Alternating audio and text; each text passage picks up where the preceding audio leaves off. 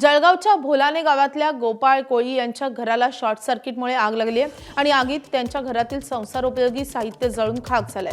गोपाळ कोळी यांचा संसार आगीमुळे उघड्यावर पडल्याची माहिती मंत्री गुलाबराव पाटील यांना मिळाली। त्यानंतर भोलाने गावात जाऊन त्यांनी गोपाळ कोळींच्या कुटुंबाची भेट घेतली आहे। पुढील 3 दिवसात घरकुल मंजूर करून देण्याचं आश्वासन त्यांनी कोळी यांना दिलंय।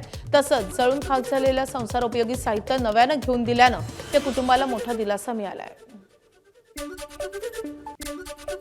एकदम गरीब परिवार आहे आणि त्यांच्या परिवारामध्ये हे भयानक मोठं नुकसान झालेलं आहे। पहिलेच ते पत्र्याच्या घरामध्ये राहतात आणि मोलमजुरी करून उदरनिर्वाह करणारा हा कुटुंब आहे।